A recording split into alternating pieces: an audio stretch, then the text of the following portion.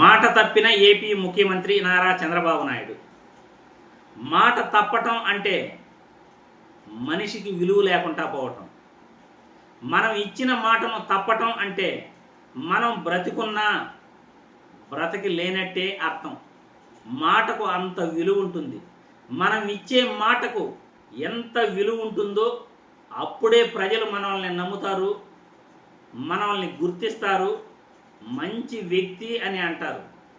మాటిచ్చి మాట తప్పితే అరే ఇతను అంతేలేరా, ఇతను అలాగే మాట తప్పుతాడు, ఇతని మాటల్ని ఎవర్రా నమ్మేది, ప్రతిసారి కూడా మాటిస్తాడు, ఇతను చేసేది లేదు పోయేది లేదు అని విలువ లేకుండా ఆ వ్యక్తి గాల్లో కలిసిపోతాడు.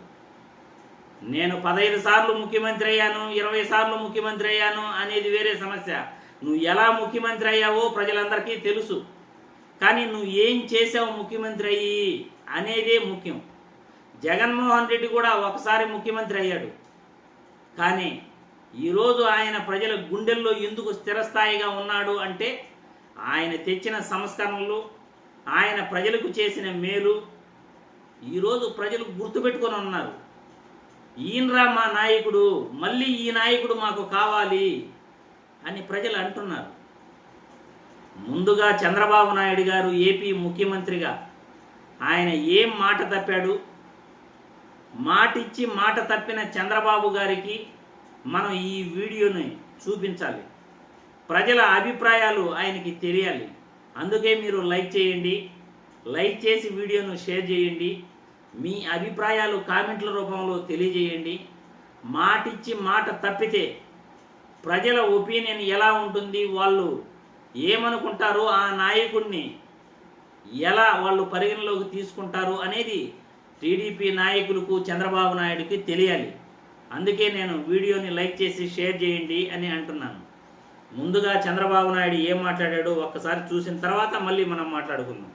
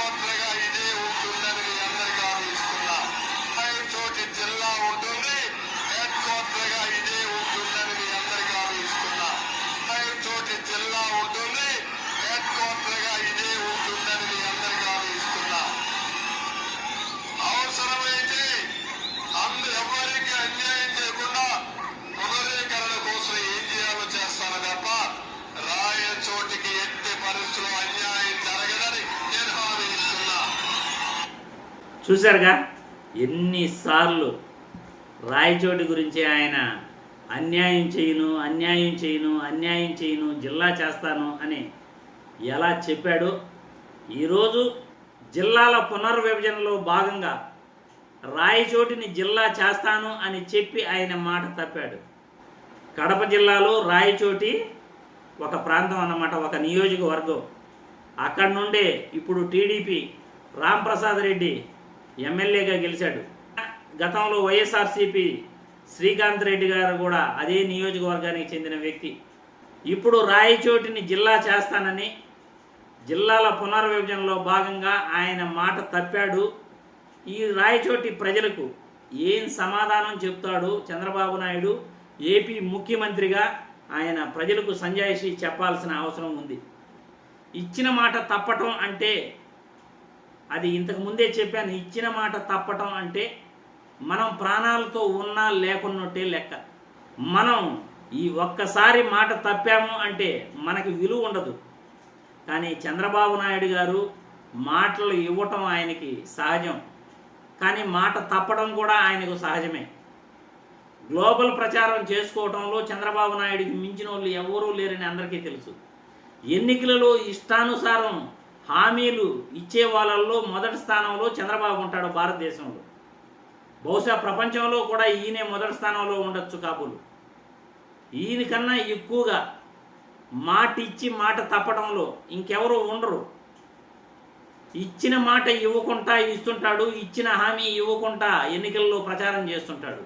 కానీ అధికారంలోకి వచ్చిన తర్వాత వాటిని గుర్తు పెట్టుకోడు చంద్రబాబు నాయుడు గారు. ఈరోజు చంద్రబాబు నాయుడు గారు 2024 ఎన్నికలలో రాయచోటిని జిల్లా కేంద్రంగా చేస్తానని చెప్పి ఈరోజు మాట తప్పిన కారణంగా ప్రజలకు ఏం సంజాయిషీ చెప్తాడు? వీడియో చూసే ప్రజలు మాత్రం చంద్రబాబు నాయుడు ఇచ్చిన మాట తప్పటం పట్ల మీ అభిప్రాయాన్ని తెలియజేయండి.